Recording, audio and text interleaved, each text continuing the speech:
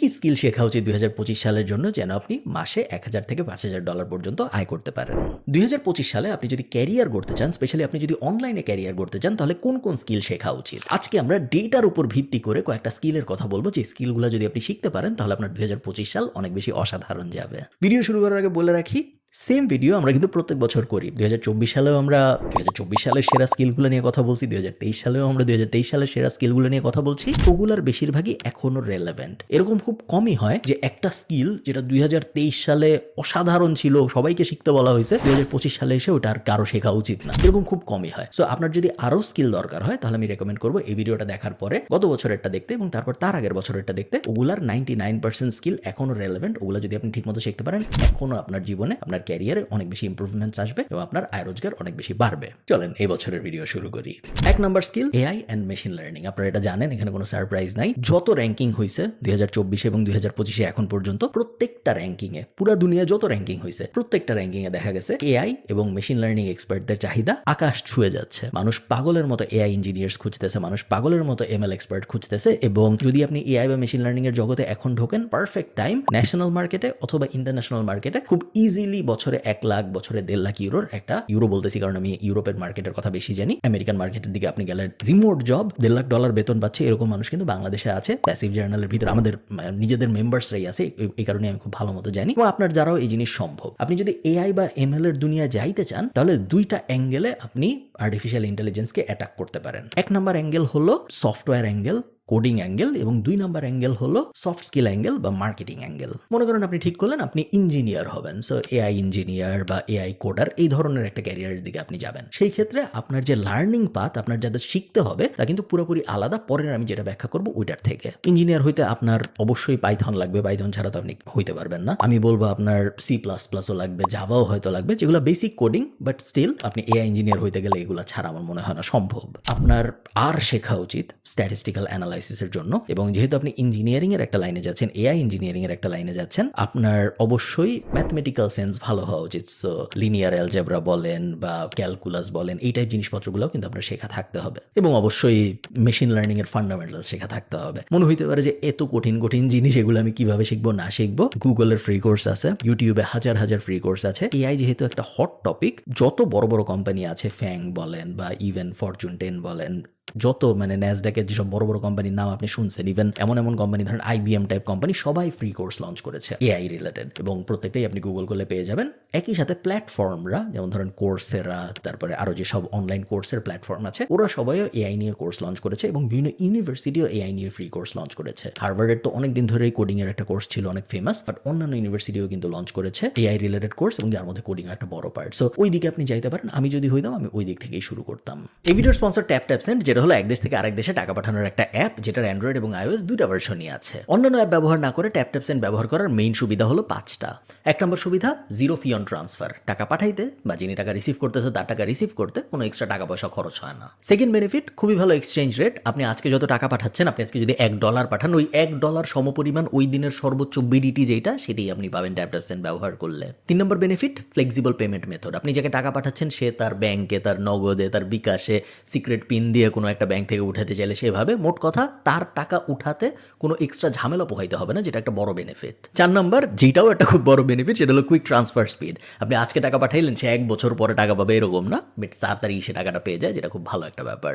UK, USA, Europe, Canada, UAE এবং Australia, এই 6 জায়গায় এই মুহূর্তে ট্যাপসেন্ড অ্যাভেলেবল। আমি ডেসক্রিপশন এবং ফার্স্ট কমেন্টে সব লিঙ্ক দিয়ে দিব অ্যাপ ডাউনলোড করার জন্য। আপনি যদি কেএফ কুপনটা ব্যবহার করেন, তাহলে আপনি যাকে টাকা পাঠাচ্ছেন সে, আপনি যত টাকা পাঠাচ্ছেন তা তো পাবেই, তার সাথে 10 ক্রেডিট এক্সট্রা পাবে। সো ফর এক্সাম্পল, আপনি যদি $100 পাঠান, তাহলে যিনি রিসিভ করতেছে সে $110 সমমূল্যের বিডিটি পাবে, $100 সমমূল্যের বিডিটি না পেয়ে। কিন্তু আপনি যদি দিরহাম পাঠান, শুধুমাত্র দিরহামের জন্য হিসাবটা আলাদা। দিরহামের ক্ষেত্রে আপনি যাকে 100 দিরহাম পাঠাইতেছেন, সে 100 দিরহামের জায়গায় 150 দিরহাম পাবে। বিস্তারিত সবকিছু ডেসক্রিপশনে দেওয়া থাকবে, চলুন ভিডিওতে ফেরত যাই। আপনি যদি মার্কেটিং এর অ্যাঙ্গেলে যেতে চান, যে আমি এআই ইন্ডাস্ট্রিতে থাকবো বাট আমি সফটওয়্যার ডেভের অ্যাঙ্গেলে যাব না, আমি মার্কেটিং এর অ্যাঙ্গেলে যাব, সেই ক্ষেত্রে আমি বলবো AI agent is the hot space. কিভাবে একটা এআই এজেন্ট বানানো যায়, কিভাবে অটোমেট করা যায় বিভিন্ন ম্যানুয়াল অ্যাক্টিভিটি বিভিন্ন কোম্পানির, এবং যেহেতু দুনিয়ায় কোটি কোটি কোম্পানি, এবং যেহেতু এই কোটি কোটি কোম্পানির হাজারো কোটি রকম সার্ভিসেস, যেহেতু তাদের প্রসেসও কোটি কোটি রকম, সো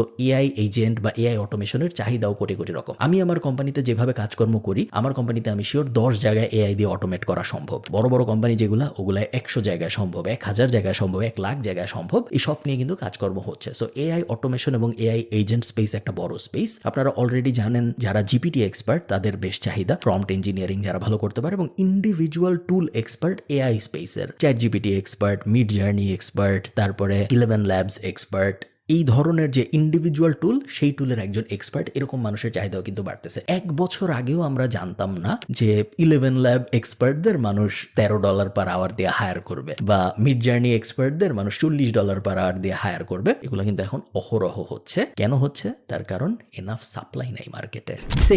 সেকেন্ডটা রিলেটেড, আবার একই সাথে নন রিলেটেডও। সেকেন্ডে আমি রেখেছি ডেটা সায়েন্স এবং ডেটা অ্যানালিটিক্সকে। এটা রাখার কারণ আছে, চেগ একটা রিপোর্ট করেছে, যেখানে চেগ বলেছে যে 2025 সালে হাইয়েস্ট আর্নিং পোটেনশিয়াল যে স্কিলগুলার আছে তার মধ্যে ডেটা অ্যানালিটিক্স অন্যতম। আমার মনে আছে যখন আমি ব্যাচেলর করতেছি এবং যখন মাস্টার্স করতেছি 2017-18 এই পিরিয়ডটা, সো মেইনলি মাস্টার্সের পিরিয়ডটায় বিগ ডেটা নিয়ে অনেক কথাবার্তা শুরু হয়, যে বিগ ডেটা কিভাবে মডিফাই করা হবে, বিগ ডেটা নিয়ে কিভাবে কাজকর্ম করা হবে, বিগ ডেটা অপটিমাইজেশনের জন্য কি কি সলিউশনস আছে মার্কেটে, ওই সলিউশনসগুলোর ব্যাপারে এক্সপার্টদের কিরকম চাহিদা পাবে, এগুলো নিয়ে অনেক কথাবার্তা হইতো ওই সময়। তারপরে 2-1 বছর কিন্তু এগুলো নিয়ে অত কথাবার্তা হয় নাই। এখন আবার দেখা যাচ্ছে এত ডেটা মার্কেটে এবং এত রকমের ডেটা মার্কেটে যে বিগ ডেটার চাহিদা আবার বাড়তেছে, ডেটা অ্যানালিটিক্সের চাহিদা আবার বাড়তেছে, এবং মনে হচ্ছে না এই বাড়া কখনো আর থামবে। এগেইন, আপনি যদি ডেটা সায়েন্সের ভিতরে যাইতে চান, আপনার আবারও প্রোগ্রামিং ল্যাঙ্গুয়েজ লাগবে, যেগুলো আমি বললাম একটু আগে এআই এর জন্য। প্রায় সিমিলার সব স্কিল আপনার ডেটা সায়েন্সের ক্ষেত্রে গেলেও লাগবে। একই সাথে কিছু অ্যাডিশনাল স্কিল আপনার লাগবে বলে আমার মনে হয়, যদিও আমি ডেটা সায়েন্সের ব্যাকগ্রাউন্ডের না, বাট আমার ক্ষুদ্র জ্ঞান থেকে আমার মনে হয় আপনার অবশ্যই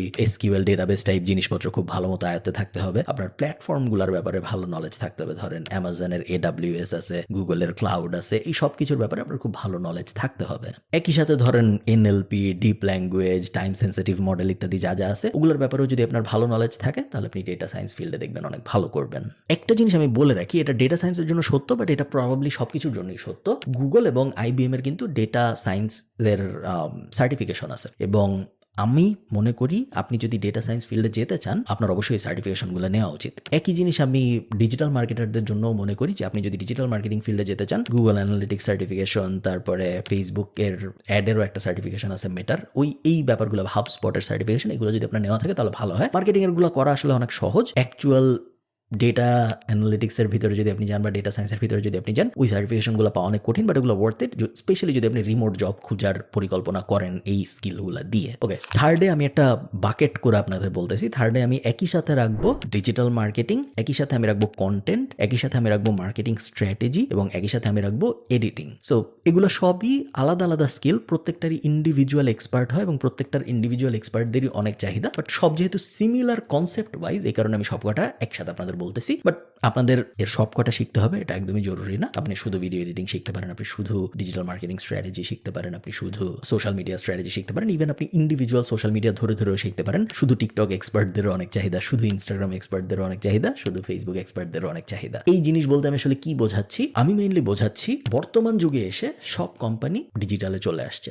ডিজিটাল স্পেন্ড প্রতি বছর আগের বছরের থেকে বাড়ছে। আমি যখন ব্যাচেলর শেষ করি 2016 সালে, তখন যদি আমাকে কেউ বলতো যে ডিজিটাল মার্কেটিংয়ে বাংলাদেশের প্রত্যেকটা কোম্পানি হায়ার করা শুরু করবে আগামী 5 বছরের মধ্যে, আমি তাকে পাগল ভাবতাম। আমি নিজে ডিজিটাল মার্কেটিংয়ে মাস্টার্স করছি আয়ারল্যান্ডে, তারপরেও আমি মানুষকে পাগল ভাবতাম যদি আমাকে কেউ এটা বলতো, কারণ বাংলাদেশ যত র্যাপিডলি ডিজিটাল পেনিট্রেশন হয়েছে তত র্যাপিডলি হবে আমি আশা করি নাই। কোভিড না থাকলে হয়তো হইতো না, সত্যি, বাট তারপরেও এটা আমার আশার থেকে অনেক বেশি হয়েছে। প্রত্যেকটা কোম্পানি, একদম প্রত্যেকটা কোম্পানির এখন ডিজিটালে মানুষ আছে। আর কিছু না থাকুক, ফেসবুক পেজ ম্যানেজ করতেই মানুষ আছে। প্রত্যেকটা কোম্পানি কন্টেন্ট মডারেটর চায়, প্রত্যেকটা কোম্পানি চায় এমন একজন যে তাদের কাছে স্ট্র্যাটেজি নিয়ে আসবে এবং তাদেরকে বলবে যে হ্যাঁ, আমি এই জিনিসগুলো করে আপনার ভিজিবিলিটি বাড়াবো ডিজিটাল স্পেসে। এরকম মানুষ খুঁজতেছে সবাই, বাট এরকম মানুষ কেউ পাচ্ছে না। এটা একটা অ্যাঙ্গেল। ভিডিও এডিটর মানুষ পাগলের মতো খুঁজতেছে, কারণ প্রত্যেক কোম্পানি ভিডিওতে যাচ্ছে, ভিডিও এডিটর পাওয়া যাচ্ছে না। আমি নিজে সাক্ষী, আমি নিজে খুঁজতেছি অনেকদিন ধরে, এবং আমিও পাই না তা না, আমি পাই, বাট ভালো কোয়ালিটির পাই না। এবং ভালো কোয়ালিটির যারা কেন পাই না আমি বলি, তার কারণ ভালো কোয়ালিটির যারা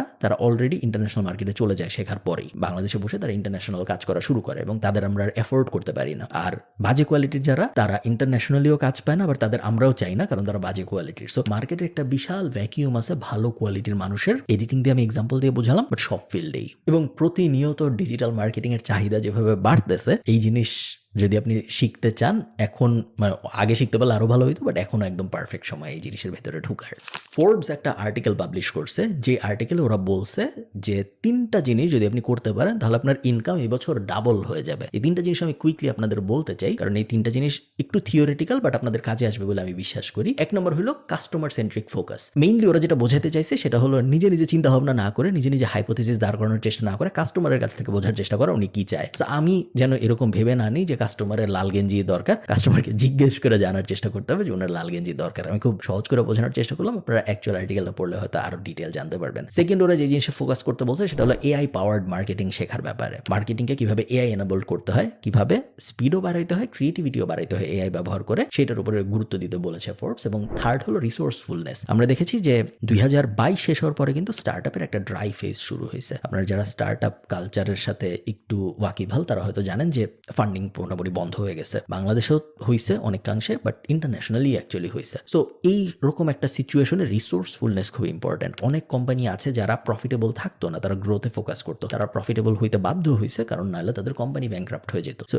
এই ধরনের জিনিসগুলোর উপরে ফোকাস করতে মেইনলি বলছে ফোর্বস রিসোর্সফুলনেস কথাটা ব্যবহার করে। সহজ বাংলায় বলতে গেলে আপনার সীমিত সম্পত্তি ব্যবহার করে ম্যাক্সিমাম আউটপুট জেনারেট করাকে আমরা রিসোর্সফুলনেস বলি। লাস্ট একটা জিনিস, আমি জানি ভিডিওটা বড় হয়ে যাচ্ছে, আপওয়ার্কও একটা আর্টিকেল পাবলিশ করছে, যে আর্টিকেলটা মূলত কিভাবে একজন ফ্রিল্যান্সার হওয়া যায় 2025 সালে এটা নিয়ে। পুরো আর্টিকেলটা আপনার পড়া জরুরি না, বাট ওই আর্টিকেলটার মধ্যে ওরা একটা লিস্ট দিছে যে কোন কোন ফ্রিল্যান্সিং স্কিল আপওয়ার্ক প্ল্যাটফর্মটার ভিতরে ওরা মনে করতেছে সবচেয়ে বেশি ডিমান্ডিং হবে 2025 সালে। এবং ওরা এই ডেটাটা করছে 8000 স্কিলের উপর ভিত্তি করে, 180টা ক্যাটাগরির উপর ভিত্তি করে। এবং আপওয়ার্ক দুনিয়ার সবচেয়ে বড় ফ্রিল্যান্স মার্কেট প্লেস। এই স্কিল লিস্ট আপওয়ার্ক এই কারণেই দিচ্ছে কারণ এই স্কিল লিস্টে কাজ আছে। সোজা হিসাব 1 নম্বর আছে সফটওয়্যার ডেভেলপমেন্ট, 25% আপওয়ার্কের কাজ। আপওয়ার্কের টোটাল যত কাজ পাবলিশ হয় তার মধ্যে 25% সফটওয়্যার ডেভেলপমেন্টের। সেকেন্ডে আছে রাইটিং, থার্ডে আছে ডিজিটাল মার্কেটিং, ফোর্থে আছে ওয়েব অথবা মোবাইল ডেভেলপমেন্ট, এরপরে ফিফথে আছে গ্রাফিক ডিজাইনিং। বাকিগুলো আমি আরো তো বললাম না, ট্রান্সলেশন, কন্টেন্ট ডেভেলপমেন্ট ইত্যাদি ইত্যাদি। আপনারা যদি ডিটেল চান আপনারা গুগল করে পড়তে পারেন, বাট ফার্স্টের 5টাই আমার বেশি ইন্টারেস্টিং মনে হয়েছে, কারণ আমি আপনাদের সাথে শেয়ার করলাম। ভিডিওটা একটু লেন্দি, ভিডিওটা একটু তাত্ত্বিক, বাট আমি শিওর আপনাদের অনেক বেশি হেল্প হবে। এইরকম জিনিসপত্র যদি আমাকে কেউ বলতো যখন আমি আমার ক্যারিয়ার শুরু করতেছিলাম, আমার হয়তো অনেক হেল্প হইতো। আরো কয়েকটা জিনিস আমি আপনাদের বলে দিই। কোনো একটা কিছু শিখবেন, এটা যখন আপনি ডিসাইড করে ফেলছেন কিভাবে শিখবেন, এটা নিয়ে আমার একটা ভিডিও আছে। ওই ভিডিওটা যদি আপনি দেখেন আপনাদের হেল্প হবে। এবং গত 2 বছর আমি যেটা ভিডিও শুরুতে বলেছিলাম, গত 2 বছর আমি সিমিলার ভিডিও অন্যান্য স্কিল নিয়েও পাবলিশ করেছি। ওগুলো যদি আপনি দেখেন, ওগুলোর অনেক কিছু আপনারা দেখবেন এখন আরো অনেক বেশি রেলেভেন্ট। যেমন 4 বছর আগে যখন আমি মানুষকে বলছি যে ভিডিও এডিটিং এ ফোকাস করো, ভিডিও এডিটিং শিখো, তখন মানুষ আমাকে অনেকে হাবিজাবি বলতো। ইভেন একটু বইয়ের অফ টপিক হয়ে যাচ্ছে মানে ভিডিওর, আমি একটা বই লিখছিলাম 2019 সালে, কোভিড এর অনেক অনেক আগে। ওই বইয়ের ভিতরে আমি বলছিলাম, বইটা আমি অত রেকমেন্ড করি না, বইটার নাম এখান থেকে শুরু। বইটা এখন আর রেলেভেন্ট না, মার্কেটিং এর বই তো, সো যা যা বলছিলাম সবকিছু এখন আউটডেটেড হয়ে গেছে। সো বই কেনার দরকার নেই। বইয়ের ভিতরে আমি আপনাদের বলছিলাম 2019 সালে যারা পড়ছিলেন তাদের মনে আছে যে পডকাস্ট খুব বড় একটা ব্যাপার হবে, এবং আমি সবাইকে বলছিলাম যে পডকাস্টে ফোকাস করতে। 2019 সালে বলছিলাম, 2024 সালে এসে সত্য হয়েছে। আমি কোনো ভবিষ্যৎ বক্তা না, আমি যা যা বলতেছি তা সত্য হবে তা না, আমি জাস্ট ডেটার উপর ভিত্তি করে আপনাদের বলতেছি। এবং জাস্ট এই কাহিনীটা আমি তাদের ইন্সপায়ারেশন দিতে বললাম যে আমি যা বলতেছি একটু সিরিয়াসলি কনসিডার করেন, আপনার লাভই হবে, হয়তো ক্ষতি হবে না। ভালো থাকেন সবাই, সবার সাথে আমার দেখা হবে পরে কোনো একটা ভিডিওতে। টাটা।